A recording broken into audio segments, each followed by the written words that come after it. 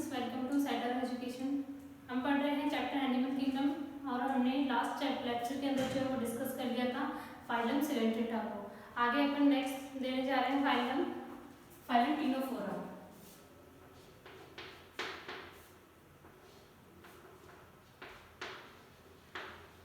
देखिए phylum Ctenophora जो है संघ टीनोफोरा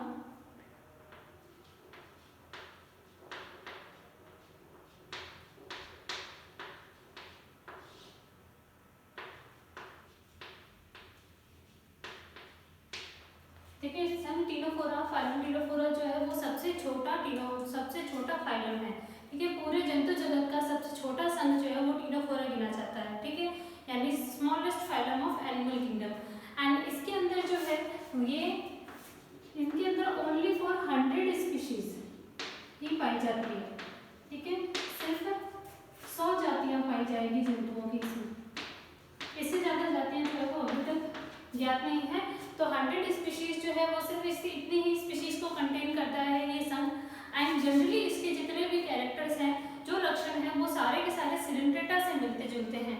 और जो कुछ अलग से हैं वो आपको ध्यान रखने की चीज़ है, क्योंकि देखिए इनमें क्या होगा कि कुछ ऐसे फाइलम्स हैं जिनको साथ में पढ़ लिया जाता है एनसीईआरटी के अंदर। जैसे सिलेंट्रेटा है, उसके साथ टीनोफोरा पढ़ाया जाता है, प्लेटीहेल्मिन्थेस के साथ एस्केहेल्मिन्थेस पढ़ाया जाता है। ठीक है, तो ध्यान रख लेना कि यहाँ पर क्या है कि आपको मेजर डिफरेंस आपको बस पता होने चाहिए, बस छोटे मोटे डिफरेंस है वो ध्यान में रखने हैं। बाकी सारे के सारे कैरेक्टर्स इसके सिलेंट्रेटा के जैसे ही पाए जाएंगे टीनोफोरा में। तो देखिए सबसे पहले इसकी अगर अपन हैबिटेट की बात करते हैं, आवास की,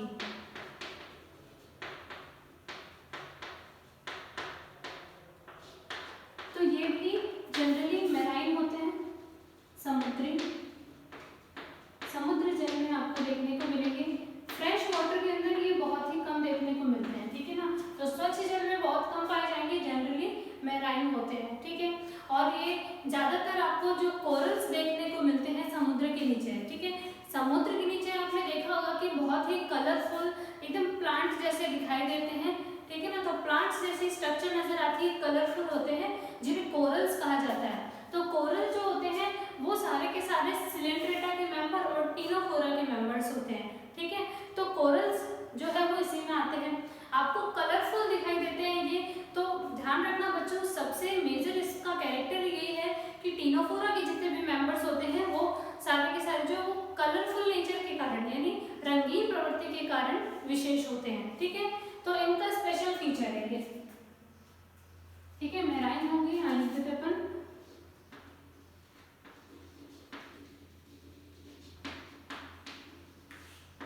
कोलोरेशन, रंगीन प्रवृत्ति।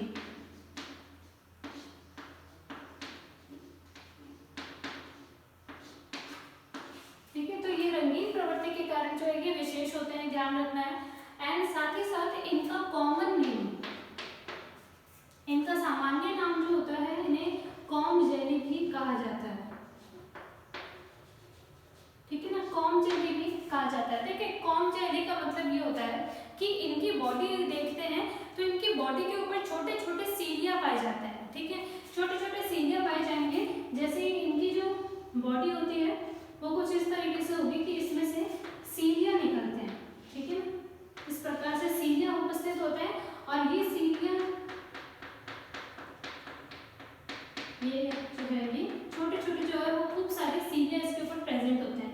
तो इस तरीके से जो है वो कॉम्ब के समान जो है वो एक स्ट्रक्चर बनती है, इसीलिए इसको कहा जाता है कॉम्ब जेली। यानी ये कोरल्स हैं तो जेली जैसी जो है वो ये इनकी जो है वो प्रकृति होती है। तो ये इसमें खूब सारे छोटे मोटे सीलिया आपको जो है वो देखने को मिलेंगे, जो इसको मूवमेंट करने में भी हेल्प करते हैं। ठीक है, तो ध्यान रखना टीनोफोरा के जो मेंबर्स हैं इनमें आपको जनरली सीलिया देखने को मिलते हैं, जबकि सिलेंट्रेटा के मेंबर्स के अंदर सीलिया इस कंपैरिजन में कम मिलेंगे देखने को। ठीक है, तो जो आप अगर बात करें टीनोफोरा के बारे में तो ध्यान रखना है कि इनके अंदर क्या मिलेगा आपको देखने को, सीलिया मिलेंगे। तो इसीलिए इसका नाम जो है वो कॉम्ब जेली भी कहा जाता है, और जेली जैसी इनकी बॉडी होती है इसलिए इसका नाम कॉम्ब जेली भी बोलते हैं इसको। एक इसका और दूसरा नाम है सी वॉलनट।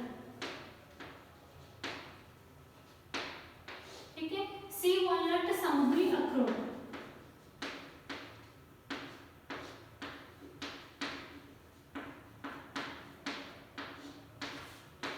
सी वॉलनट समुद्री अखरोट भी जो है वो कहा जाता है टिनोफोरा को। तो स्पेशल है ये चीज, आपको ध्यान रखनी है। नेक्स्ट आगे बढ़ते हैं अपन। ये इसका सामान्य नाम हुआ बॉडी ऑर्गेनाइजेशन पे, शारीरिक संगठन। देखिए इसका जो शारीरिक संगठन होता है ये बिल्कुल टिनोफोरा सिलेंड्रेटा के समान है, यानी इसमें उत्तक स्तर आपको देखने को मिलेगा, टिश्यू लेवल, ठीक है ना, उत्तक स्तर देखने को मिलता है। अपन सारी चीजों की बात यहाँ पर अभी करते हैं, लेकिन जो है वो ध्यान रखना है, हर एक चीज आपको लिखने की जरूरत नहीं है। टिनोफोरा के मेंबर्स में अधिकतर सिमिलैरिटी जो है वो सिलेंड्रेटा की जैसी ही है। जैसे सिलेंड्रेटा में भी शारीरिक संगठन देखा गया तो उत्तक स्तर का पाया जाता है, ठीक है, टिश्यू लेवल तक पाया जाएगा। और साथ ही साथ जो है वो इसमें सिमेट्री की बात की जाए, मैंने आपको लास्ट लेक्चर में बताया था कि टिनोफोरा के मेंबर्स के अंदर बाइरेडियल सिमेट्री पाई जाती है, ठीक है, बाइरेडियल पाई जाएगी, द्विअरीय समिति पाई जाएगी, ये इंपॉर्टेंट है।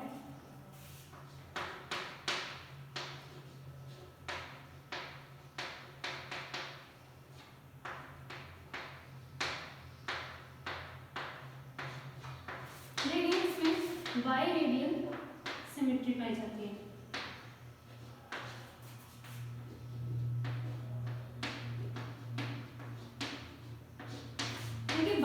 बाइरेडियल सिमेट्री का मीनिंग होता है, जैसे कि हम कहते हैं कि किसी भी एनिमल है, ठीक है, किसी भी एनिमल को अपन ने किसी प्लेन से कट किया, ठीक है, जैसे ह्यूमन बीइंग है। अब ह्यूमन बीइंग के अंदर हम कहते हैं कि द्विपार्श्व समिति है, यानी बाइलेटरल सिमेट्री, उसका एक ही प्लेन है जिससे आप कट कर सकते हो दो पार्ट्स में, ठीक है।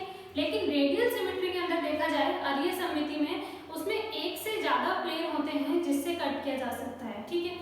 परंतु या जैसे सपोज कि आपने कह दिया एक से ज्यादा प्लेन, कि किसी एनिमल को लॉन्गिट्यूडनल नहीं कट करना है तो ट्रांसवर्स कट कर लिया तो भी दो समान भाग मिल गए। परंतु दो समान भाग मिलने के बाद भी जो दो भाग बनते हैं उनमें भी और प्लेन है जिससे आप कट कर सकते हैं। तो ध्यान रखना है कि बाइरेडियल सिमेट्री इंपॉर्टेंट है टिनोफोरा के मेंबर्स में, ठीक है।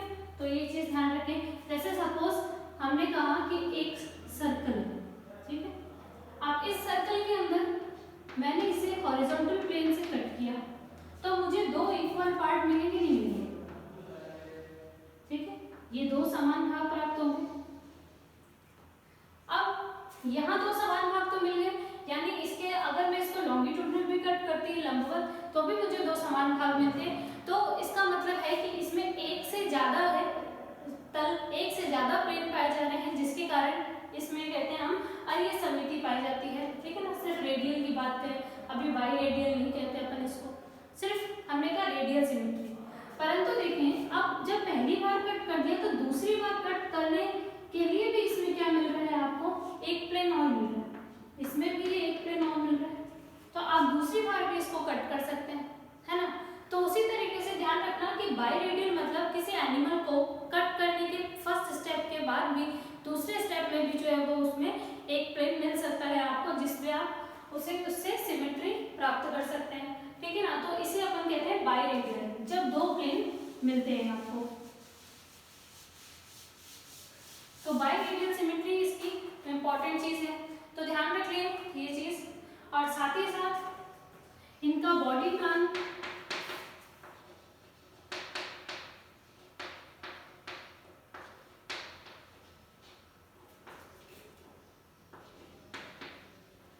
बॉडी प्लान जो होता है वो इनका ब्लाइंड सेक टाइप का होता है। ब्लाइंड सेक बता चुकी हूँ मैं आपको, यानी इसमें एनस एब्सेंट होगा, ठीक है, यानी आहार नाल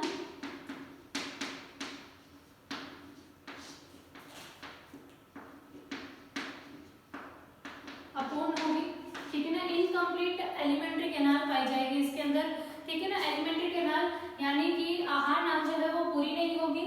माउथ और एनस दोनों ही एक कॉमन जो है वो क्या मिलेगा इसके अंदर, कॉमन पॉइंट होगा, जहां से जो माउथ की तरह भी काम करेगा एनस की तरह भी, ठीक है ना। तो जनरली इसके अंदर जो है वो एनस जो है वो हमेशा ही एब्सेंट पाया जाएगा, ठीक है ना, एब्सेंट होता है। ये चीज ध्यान रखें। बच्चों देखो इसमें एक मोस्ट इम्पॉर्टेंट चीज ध्यान रखना, इसके रिप्रोडक्शन के अंदर एक इम्पॉर्टेंट चीज पाई जाती है प्रजनन में।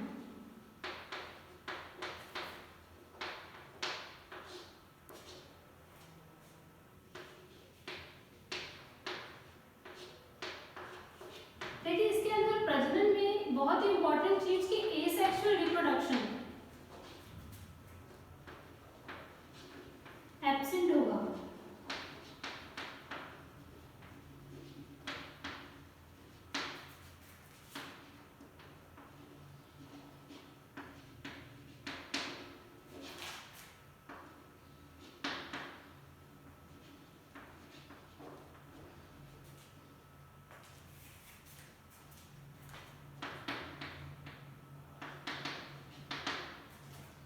ठीक है ना, इनके अंदर क्या पाया जाएगा, आपको हमेशा जो अलैंगिक जनन है ये अनुपस्थित होगा। ध्यान रखें अलैंगिक जनन नहीं पाया जाता इसमें।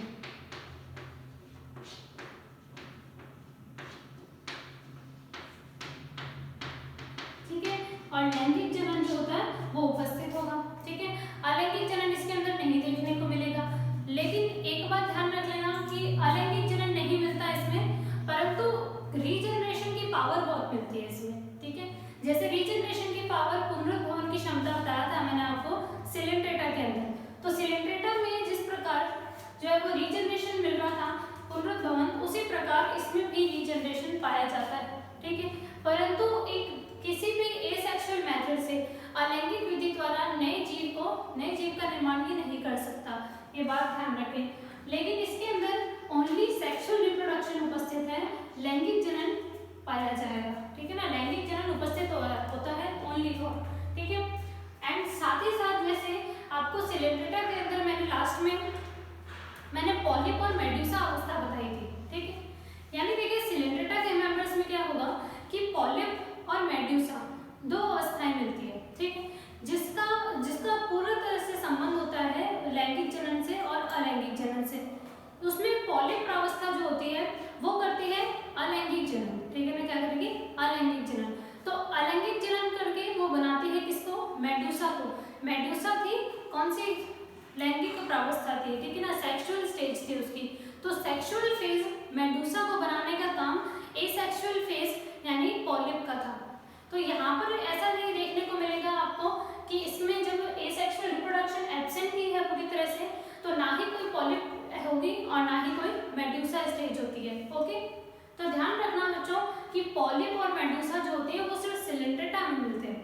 और पॉलिप जो है वो कैसी होगी, नॉन मोटाइल होती है। ठीक है ना, अगतिशील प्रावस्था।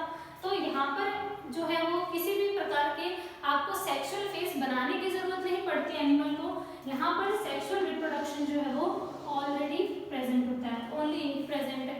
ठीक है ना, तो इसीलिए ध्यान रख लेना कि इसमें पॉलिप और मेडूसा प्रावस्था नहीं पाई जाती। ठीक, तो बच्चों आपको याद होगा लास्ट लेक्चर में आपको मैंने बताया था कि पॉलिप और मेडूसा एक दूसरे के अंदर इंटरचेंज होते रहते हैं। ठीक है ना, एक दूसरे में परिवर्तित होते रहते हैं। तो उस फिनोमिना को, वो जो पूरा का पूरा प्रक्रम चल रहा था उसको मेटाजेनेसिस कहा था। ठीक है ना, क्या कहा था, मेटाजेनेसिस। तो ध्यान रखना कि मेटाजेनेसिस जो है वो यहाँ पर नहीं पाया जाएगा। अल्टरनेशन ऑफ जनरेशन, पीढ़ी एकांतरण। तो पीढ़ी एकांतरण मेटाजेनेसिस जो है वो यहाँ पे एब्सेंट होगा, क्योंकि इसमें कोई दो प्रावस्थाएं ही नहीं है। तो पीढ़ी एकांतरण तो बात ही खत्म हो जाएगी इसमें। तो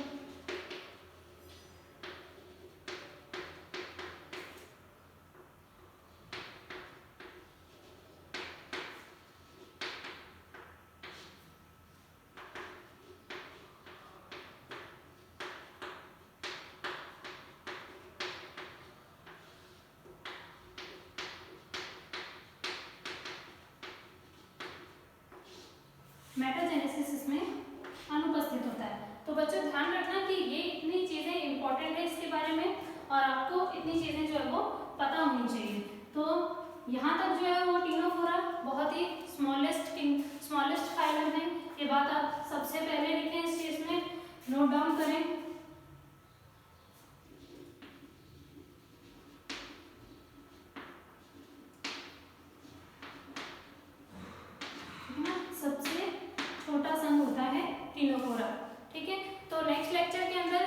आगे अपन पढ़ेंगे कि जिसके आगे अगर जाए तो अपन प्लेटीहेल्मिन्थेस के ऊपर फ्लैट वॉर्म्स के बारे में पढ़ेंगे एंड नेक्स्ट आगे फर्दर एनिमल्स के बारे में हम और ज़्यादा जानकारी प्राप्त करेंगे। तब तक जो है बच्चे ध्यान रखें कि आप सिलेंड्रेटा एंड टिनोफोरा यहाँ तक के जो है वो कंप्लीट एनसीईआरटी को रिकॉल करें, पूरी तरह से पढ़ें।